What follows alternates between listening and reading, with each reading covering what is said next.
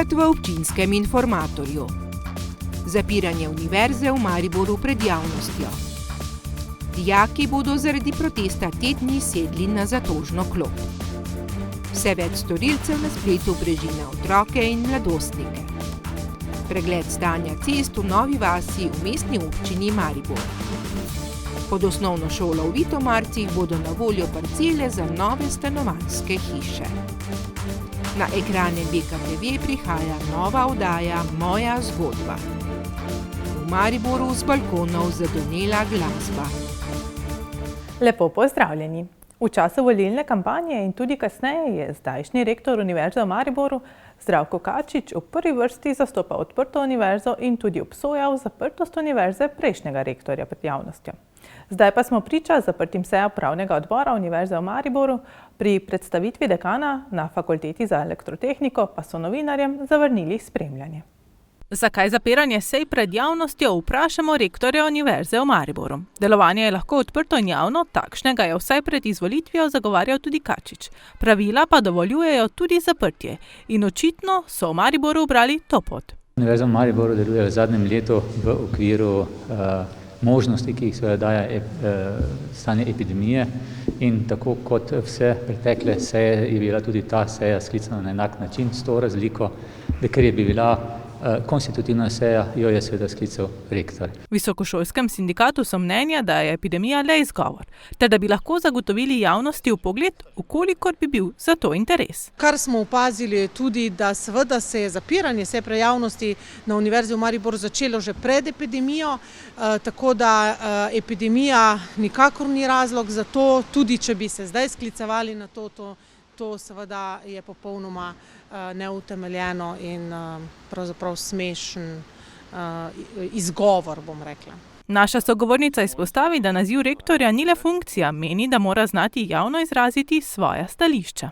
Torej, kar zadeva seje upravnega odbora, je to stvar odločitev upravnega odbora. Po poslovniku je seveda javnost zagotovljena bodisi preko novinarskih konferenc, bodisi preko izjav za javnost in pa seveda preko javnih objavljanj zapisnikov. Sam kot rektor v to ne posegam, zagotovo pa je v interesu univerze, da je javnost seznanjena in kot rečeno z ustreznimi obvestili. Torej podatki, ki jih mediji po večurnih sejah lahko dobimo, je sporočilo za javnost. Tega, kar se zdi pomembno odgovornim. Celotne vsebine seje ni mogoče spremljati. Ali vsebina sej ni pomembna za javnost? Vsaka seja je pomembna in za univerzo in za širšo javnost, tu ni nobene dileme, nobenega vprašanja. Moj predlog tudi bo, to smo v bistvu že znotraj upravnega odbora na nek način neformalno uskladili, da bi se na naslednji seji o tem, da bi bile seje javne, pogovorili in tudi glasovali. Gre za proces, torej predlog bom podal, to lahko potrdim. Kako bodo člani upravnega odbora kasneje na to odreagirali in glasovali, vam jaz vnaprej ne morem odgovoriti, to je vendarle so glasovanja, ampak iz prvih indicov in iz tega, kar smo se pogovarjali, verjamem, da bomo sprejeli odločitev o tem, da so seje javne oziroma javno dostopne, seveda v okviru epidemije preko spleta. Minule dni nam je bilo onemogočeno tudi spremljanje predstavitve kandidatov za dekana na Fakulteti za energetiko. Kljub temu, da je bila povezava do virtualne predstavitve javno objavljena na spletni strani z vabilom za spremljanje, to medijem ni bilo omogočeno. Ja, kot rečeno, o volitvah je pristojna in odgovorna volilna komisija. Torej, to so pristojnosti, ki jih vodijo na posameznih fakultetah in odločitve, ki jih vodijo fakultete. Ima ta univerza in rektor potem sploh kakšno funkcijo, če pa imajo vse fakultete avtonomnost in so odločitve o pristojnosti fakultet, volilnih komisij ali koga tretjega? Mislim pa, da si rektor ne bi smel želeti, da postane podoben nekemu bralcu poročil po sejah, tako kot je nekako zdaj izpadlo, ampak da seveda je tisti, ki je sposoben tudi glede na dejansko dogajanje potem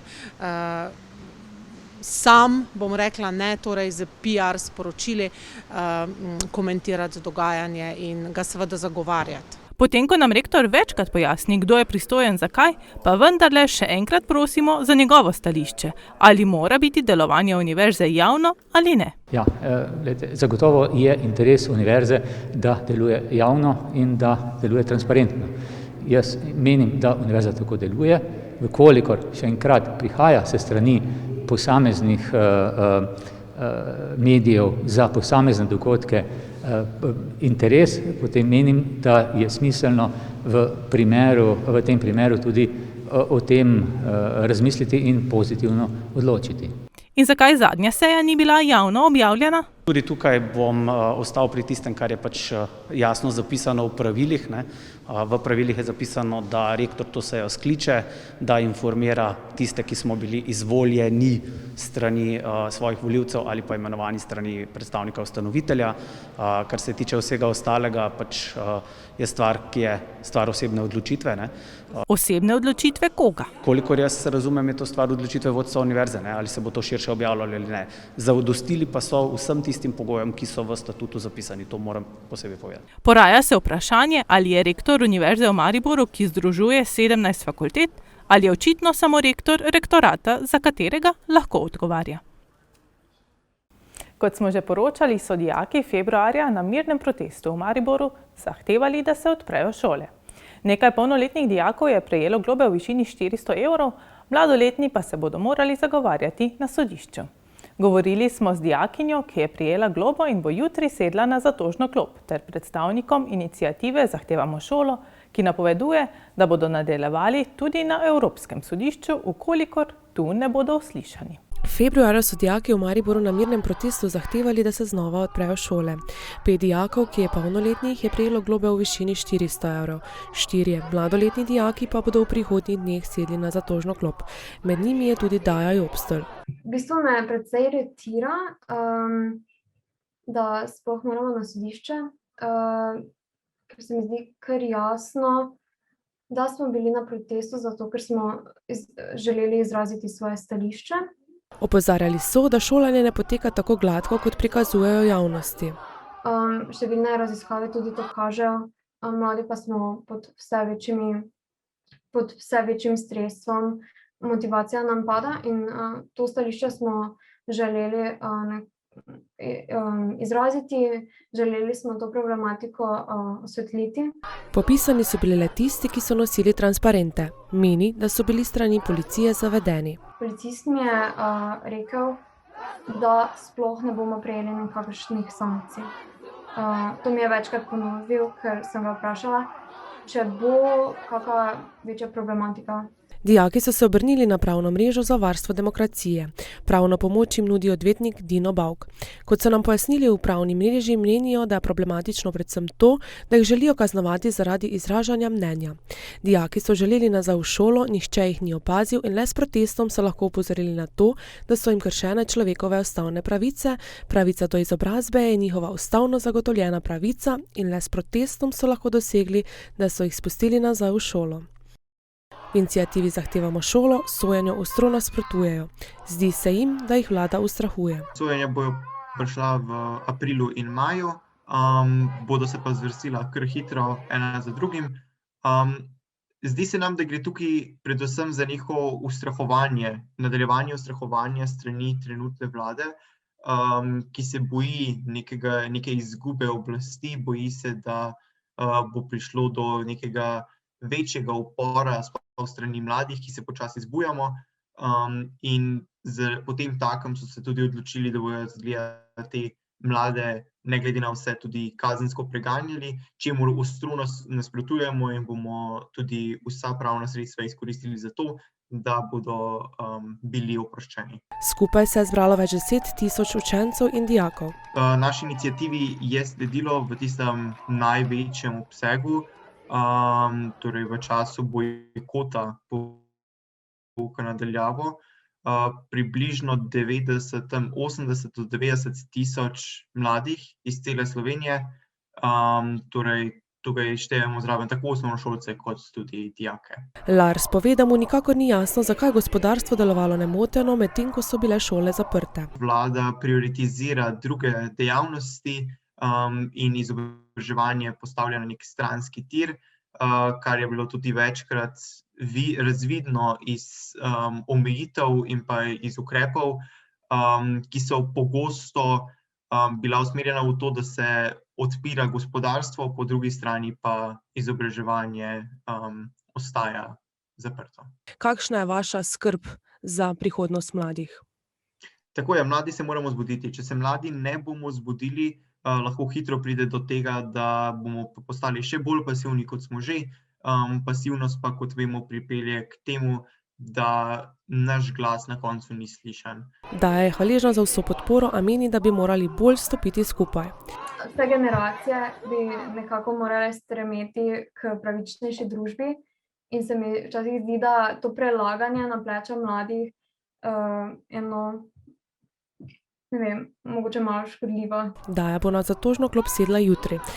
Odvetnik po sodišču predlagal, da se postopek ustavi. V pravni mreži poudarjajo, da bodo v nasprotnem primeru dijaki sankcionirani zaradi izražanja stališč in ne zaradi zbiranja. Podpora dijakom je ogromna. Vse te dijake seveda podpiramo tako v iniciativi, kot tudi jaz osebno. In kot smo že večkrat izpostavili, če bo potrebno, bomo šli tudi do Evropskega sodišča za človekove pravice, ker s tem, da si dijaki želijo izobraževanja v šolah, da si želijo učinkovitega in dobrega izobraževalnega procesa, to ni kaznivo dejanje. Na mariborski policijski upravi so med epidemijo COVID-19 v letu 2020 obravnavali podobno število kaznivih dejanj kot v prejšnjih letih. Opazili pa so, da je med epidemijo porast kaznivih dejanj na spletu, kar se tiče spletnega dogajanja med otroki in mladostniki. Vodja skupine za mladostniško kriminaliteto je izpostavila, da do zdaj ni bilo porasta obravnave kriminalnih dejanj nasilja v družini. Kar se tiče same obravnave nasilja v družini, tega ne moremo reči na policijski upravi Maribor. Obravnavamo podobno število kaznivih dejanj z tega področja, kot so v 5 letih bile. Se pravi, zaenkrat teh posledic še na tem področju ni, ampak tako kot so kolegice pred mano rekli, seveda pričakujemo. Mogoče v porastu je obravnava kaznivih dejanj, kar se tiče spletnega dogajanja med otroci in mladostniki, ravno v povezavi s tem, kar so tudi kolegici povedali, se pravi dostopanje do prepovedanih strani, predvsem je tu mišljena pornografija, izmenjava fotografij, se pravi, tu vidimo vzročno zvezo, medtem ko pri sami obravnavi nasilja v družini pa zaenkrat te vzročne zveze še ne vidimo. Otroci in mladostniki so v zadnjem epidemiološkem letu precej več na spletu kot prej. Glede na to, da so otroci bolj spretni, da jih je ta čas epidemije še bolj navezal na uporabo elektronskih naprav, da starši nimajo časa, ne obvladajo tega, ja, zagotovo je to področje ena slepa pega ali pa eno sivo polje. In to zaradi tega, ker so sami psihološki stiski, otroci in mladostniki še bolj iščejo kontakte. Iščejo kontakte, zdaj, če jih ne morejo imeti v živo, jih iščejo preko spleta in v bistvu storilci teh kaznivih dejanj izkoriščajo splet, izkoriščajo to, da otroci ne povedo vse svojim staršem, s kom se pogovarjajo, z njimi odpirajo teme, ki jih otroci ne upajo odpirati svojimi starši, predvsem spolnost, tako da na tem področju, ja, pričakujemo porast in je v porastu. In tudi zaradi tega otroci in mladostniki potrebujejo pomoč in podporo staršev, da znajo prepoznati zlorabo in se pred njo zaščititi. V naslednjih dneh se bomo odpravili po krajevnih skupnostih in mestnih četrteh v Mestni občini Maribor in preverili, katere investicije na področju cest so bile izvedene v času županovanja Saše Arsenoviča. Tokrat smo obiskali mestno četrt Nova vas. Obiskali smo mestno četrt Nova vas, kjer nam je predsednik mestne četrti Vinko Virtnik povedal, katere ceste so bile v zadnjih 2 letih sanirane in katere so tiste, ki so nujno potrebne sanacije. Glede 2 zadnjih let, to zapravi 19-20, bi lahko rekli, da smo po Glaverini v mestni četrti čist na repu, ker se ni naredilo skoraj nič. Poudarja, da so ceste dotrajane, na nekaterih, ki so bile pred kratkim prenovljene, pa stoji voda. Pa ne smemo pozabiti, da smo pred leti obnavljali tržnico, kjer so vozila vozila preko dimenzionalna, to se pravi nad 40 ton v mestnih ulicah. Če pogledamo Kardeljevo, kakva je, da je luknasta, da se na njej, bi rekel, zbira voda in skratka, zaradi neučinkovitosti pa tudi njihove pregledniške službe pri Mestni občini Maribor, katera zgleda, da ne deluje, oziroma vprašanje, če sploh imamo, kajti če bi jo imeli, bi te nepravilnosti lahko tudi ugotovili. In katere so nujno potrebne prenove? V naših mestnih ulicah, od Trg Dušana Kvedra, Klinetove, potem Murkove. Jaz mislim, da so te ulice po času, bi rekel, osamosvojitve ostale takšne, kakor so bile, kot da ne živimo v skladu z ureditvijo Mestne občine Maribor. Krajani se pritožujejo predvsem nad Radvansko cesto. V mestni četrti si želijo, da bi na nekaterih cestah zmanjšali dovoljeno hitrost. Enkrat planiramo Radvansko cesto, da bi se prometno uredilo, kajti dobili smo večkrat že pritožbe občanov, da je ta ulica zelo obremenjena, kar je res. Na podlagi ugotovitev meritev je ugotovljeno, da je obremenjena in bi jo morali prometno urediti, se pravi na novo, z prometno signalizacijo in določeni vložki, kateri bi omejevali hitrost, se pravi prehitro hitrost v samem naselju. Pobuda je tudi ta, da bi zmanjšali hitrost na 40 km do križišča od Lackove do križišča za cesto Proletarskih brigad. V Novi vasi je prisotnih veliko otrok, zato je varnost posebej potrebna. Vzgojne varstvene ustanove, vrtce, kateri se otroci gibajo na tej relaciji, seveda pa potrebujejo, se pravi, večjo previdnost in seveda zmanjšano hitrost, da preprečimo prometne nezgode, ki bi lahko nastale. Izpostavlja, da si želi, da bi bili tudi v njihovi mestni četrti Nova vas enakovredno upoštevani poglavarini. V pričetku maja imajo dogovorjen sestanek s podžupanom Mestne občine Maribor in upajo, da bo obrodil sadove. Pri osnovni šoli v Vitomarcih je bodoče gradbišče za stanovanjske hiše. Pa vendar bodo še pred začetkom gradnje pregledali občinski prostorski načrt in vsi soglasodajalci podali svoje mnenje. Županja pa pravi, da gre zagotovo za zemljišče, ki je v idiličnem okolju, kjer bodo prihodnji stanovalci imeli dostop do vsega.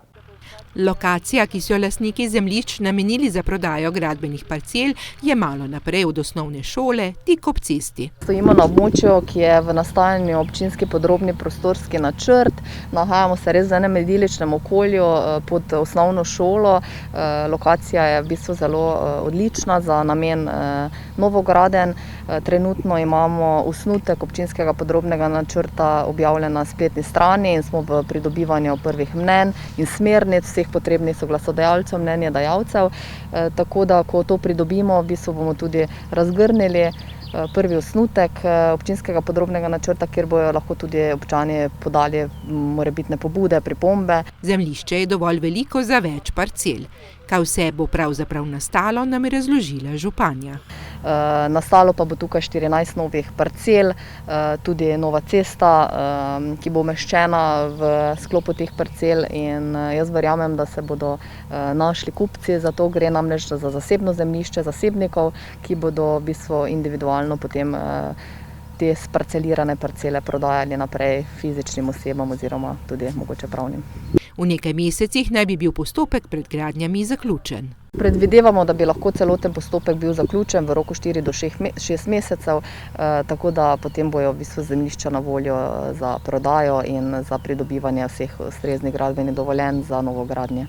Glede na to, da sta v neposredni bližini šola in vrtec, malo naprej pa tudi občina, županja meni, da bodo dobili tudi mlade družine. Gre za sam center, pod osnovno šolo tudi v bistvu do službe avtoceste ni daleč, 2 km imajo do avtoceste A5, tako da res gre za eno območje, ki mislim, da se bodo dokaj hitro te parcele razprodale in bomo dobili v bistvu novo naselje, nove prebivalce, poln vrtec, osnovno šolo, kar vse to prinaša za sabo.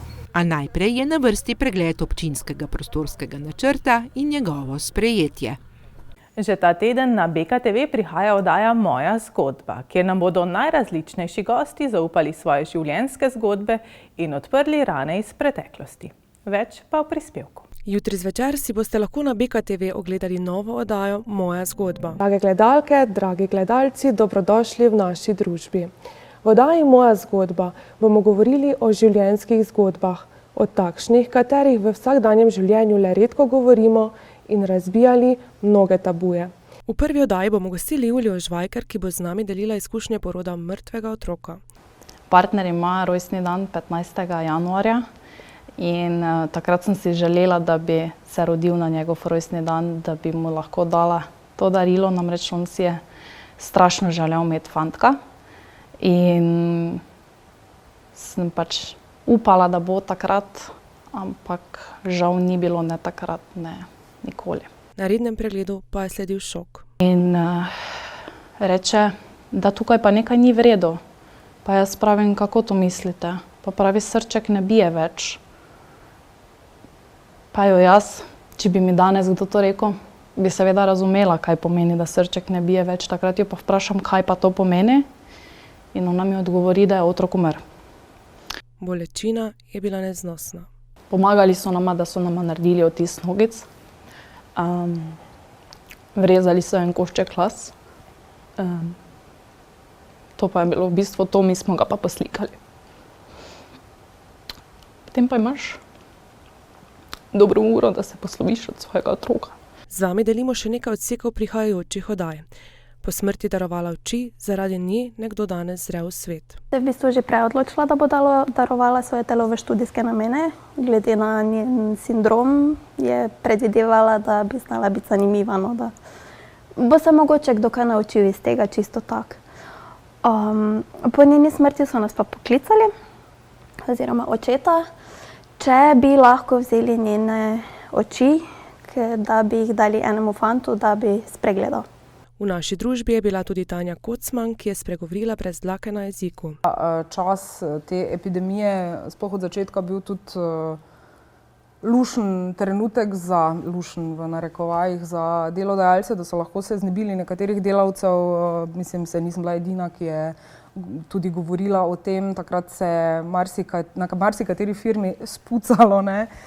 Govorili smo tudi o smrti njenega očeta. Razumem, ljudje vedno rabimo nek prostor, kjer se poklonimo človeku, ne vem, da obiščemo, mnoge to pomirja, tako da jaz absolutno nimam nič proti, nisem niti bojevnica proti pokopališčem. Meni osebno pač ta prostor ne povzroči nobenih pozitivnih občutkov, niti mi ni v uteho. Jaz pač se počutim najboljše doma, tam je moj oče, tam ga je bilo polno, tam so najini spomini, na tistem marmorju pa ne. No. Tako da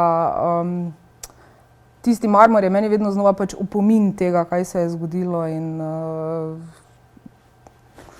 mogoče sem še premlada v glavi in razmišljam, ampak se ga izogibam, kolikor se lahko. No.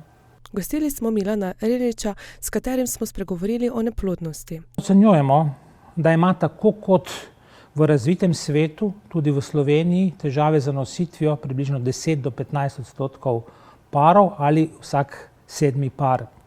Ena izmed težav je odlašanje za nositev v kasnejša leta. Rojstev v pozno reproduktivno obdobje ni problem samo v Sloveniji, problem je praktično v celotnem razvitem svetu. Pari si želijo pred ustvarjanjem družine dokončati šolanje, si zagotoviti ekonomsko, socialno varnost in se tudi uveljaviti v poklicu. To pa traje in pridejo ženske že v leta, ko je plodnost zmanjšana. Svojo zgodbo je delila tudi Lea Petek, ki se je znašla v ljubezenskem trikotniku. Nisem bila edina. To sem zvedela v 8. mesecu nosečnosti. Takrat nisem si slutila, da se bo moje življenje podrlo, da bom spoznala, da v bistvu to ni moški, to ni ista oseba. Tudi porod njene hčerke se je skoraj tragično končal. Je bilo pretežko videti otroka v inkubatorju na vseh aparatkih. In že takrat mi je dejal, da naj jo odklopijo. Zakaj se borim za njo? Res, bilo je hudo. Vabljeni k ogledu oddaje jutri ob 21. uri na BKTV. Ste prisluhnili glasbi, ki je v ponedeljek sredi dneva zazvenela po Mariboru z balkonov Rotoža, Mariborskega gradu pa na Poštni in Gosposki ulici? Ja, nekaj minut ste lahko poslušali glasbo v živo. Kdaj ste nazadnje prisluhnili glasbi v živo? Vse od lanskega festivala Lent in festivala Maribor v mestu ni koncertov. Vse od lanske jeseni so se morali ljubitelji glasbe zadovoljiti zgolj s posnetki in koncerti preko spleta. Torej, dejansko gre za to, da seveda predolgo ta tišina traja predolgo, ljudje ne morejo nastopati torej v živo in seveda mi smo dokazali v lanskem letu, da smo tudi v najhujših časih izvedli festival Lent, vse prireditve, ki so bile pod najbolj strogimi epidemiološkimi ukrepi, pa mislim, da se je na to mogoče malo pozabilo. Torej, opozorilo 5 do 12, ko smo začeli za tem vsem skupaj. Povejte, kako, na kak način, za 5 ali za 10 ljudi, ampak treba je omogočiti ljudem direktni kontakt za kulturo, treba je omogočiti izvajalcem, vsem podpornim dejavnostem, treba je omogočiti ljudem tudi, da v tem užijejo. Ponedeljkovi opoldanski zvoki na ulicah in trgih zaprtega mesta niso bili le zabava, poudarjajo. So dramilo, ker kot pravijo, opozarjanje in pritoževanje na socialnih omrežjih ni dovolj. A pesem je na plano privabila mnogo Mariborčanov.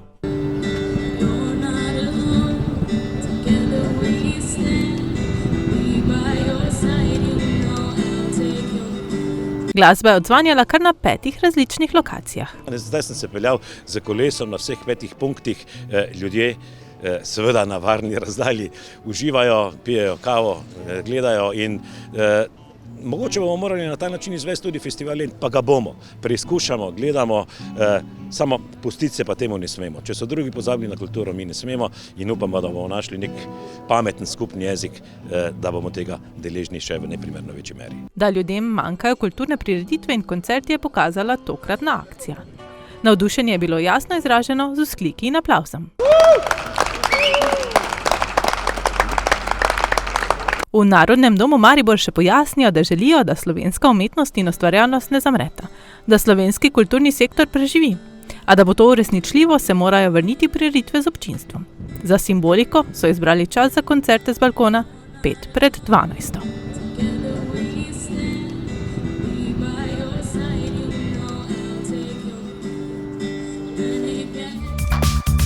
Toliko za nocoj oddaji Občinski informator. Danes si lahko ob 20. uri na BKTV ogledate oddajo Na polovici mandata z županom Svete Ane v Slovenskih Goricah. Sveže novice pa najdete na spletnih portalih lokalec.si in mbreport.si. Želim vam lep dan še naprej in nasvidenje.